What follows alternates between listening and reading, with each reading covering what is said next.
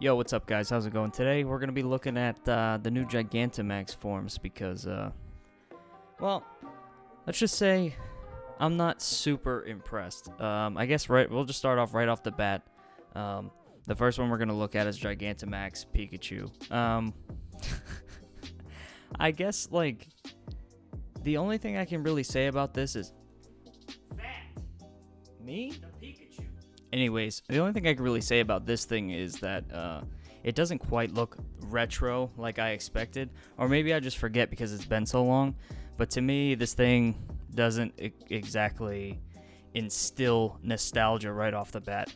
I mean, it's pretty cool. Its ability is really cool. The fact that I believe it can paralyze both opponents on the field at the same time. So great for double battles. Shoutouts to the ABL. Let's see, yeah. Uses G-Volt Crash. The opposing Muzdale is paralyzed, so it paralyzes anything, even ground types. Blah, blah, blah, blah. Electric Check moves used by GIGANTAMAX Pikachu will charge the G-Max Volt Crash. G-Max Volt Crash now only deals damage, but also paralyzes all opponents, which is pretty cool. So yeah, that's pretty much that. I guess really the only thing that's kind of different is this tail, which is a little weird, but whatever. Anyways, moving on. This is by far the best one that they have shown so far, in my opinion. I'm not exactly a Charizard fanboy. Not exactly a Charizard fanboy, but I really, really do like this design. I think it's absolutely incredible. Like, it looks super, super good. Yeah, I mean, like, I thought the Mega Evolutions, originally, I didn't like X or Y, really, to be honest. They've grown on me since I actually really like X now, which is the one that I actually liked less originally. You know, that kind of stuff happens. Anyways, this thing looks so good. I mean, like, this thing looks like it doesn't even belong. Like, this looks like fan art. Like, it doesn't even belong in Pokemon. And, like, honestly, I just love it. I think it looks fantastic. I mean, the only thing that kind of sucks is he still keeps the same type, so I don't know how viable he's actually going to be. It says that... Oh, yeah, this is the one where... his move Wildfire, G-Max Wildfire, doesn't just deal damage to an opponent when it hits, it also continues to deal damage for 4 turns to any Pokemon that isn't a fire type. So I wonder if that means in double battles, just like Pikachu's move, if that also carries over to that. I'm not exactly sure, I would imagine. Well, we really don't know how Dynamaxing and Gigantamaxing is even going to work in double battles, at least as far as I've seen.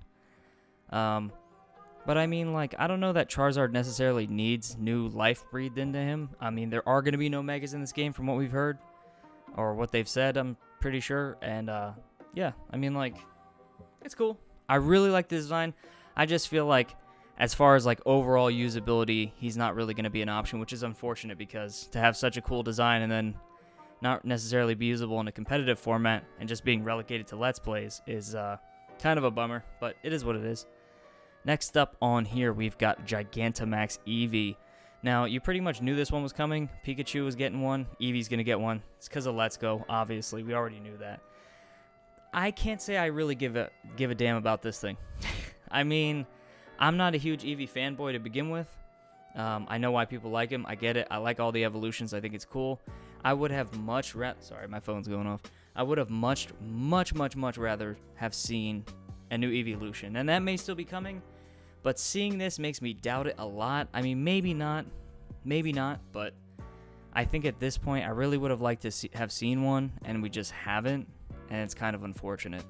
But yeah, let's look at his moves. Basically, Luscious Fur will enamor its opponents. Okay. The fur around its neck has become extra fluffy and luxurious. Thanks to Gigantamax power, any opponent caught in this fur becomes enamored with Eevee and loses the will to fight. So it's basically just cute as hell. And, you know, it just... People are just like, I just can't hit this little thing. This little bastard. Truly overwhelming playfulness. Gigantamaxing has caused Eevee to become more rambunctious than ever, and it will attempt to play with any opponent. However, it often ends up crushing its opponent due to its massive size.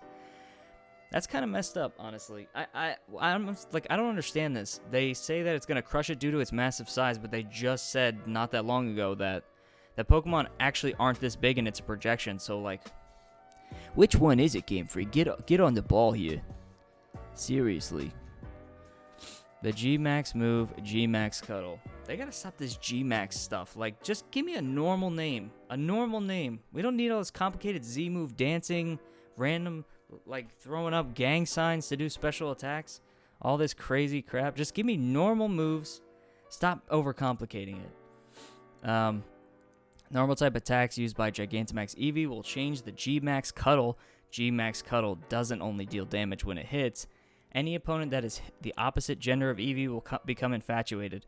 I don't see the point in giving it this gimmick of, like, the opposite gender. Like, why does it matter? Just make it work on anything.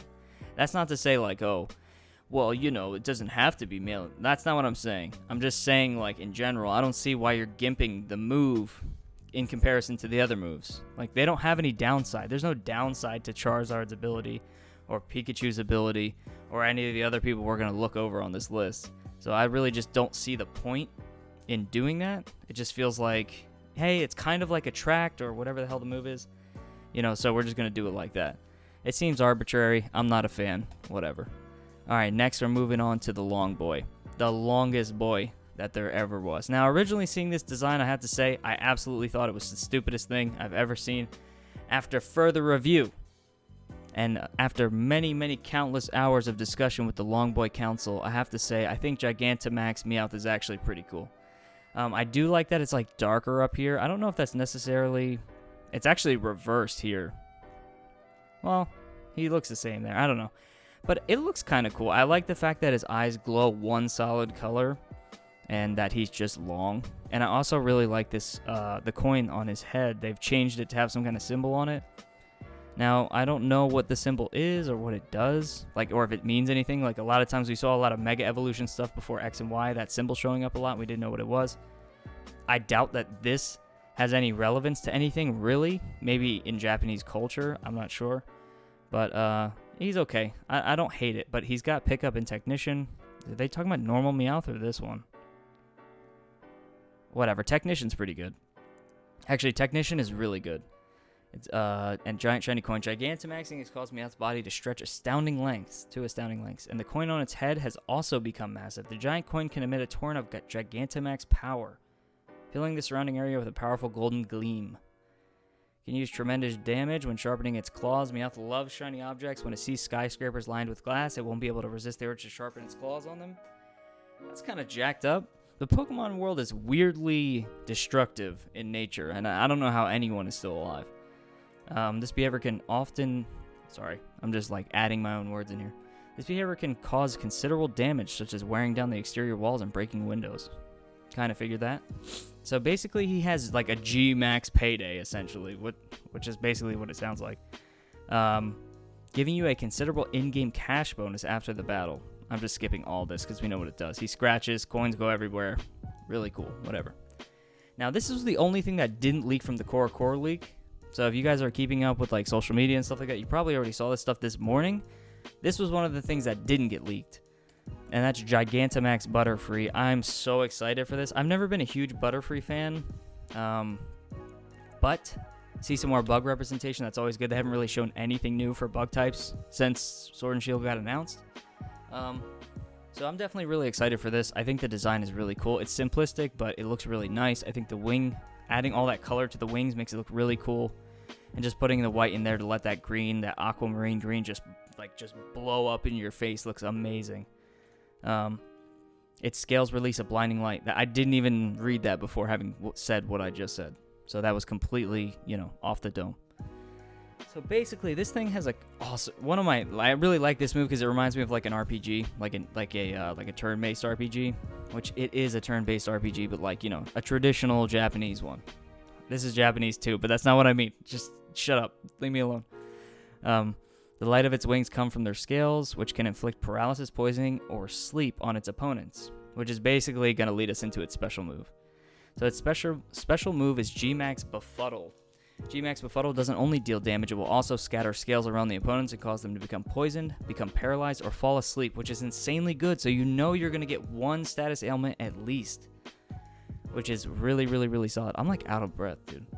I did a lot of cardio today, so, it just be like that sometimes. I can't help it. Sorry, guys. But yeah, that's pretty much all they showed. Kind of disappointing.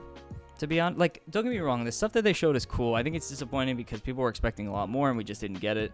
I don't know if we'll get more stuff before release. I mean, we're less than a month out now, barely, but you know, it could happen. I think a lot of people want more. A lot of people are saying that they want nothing else because they want to be surprised, and some people are kind of in between. They're like, well, we want more, but we don't want everything. So, you know, let me know what you guys think down in the comments. Let me know. Do you want more? Do you think this is enough? Is it too much? Is it too little? You know, let me know what you think. Drop me a subscription, thumbs up, all that stuff, please. I'd really appreciate it. And I'll see you guys on the next one. Peace.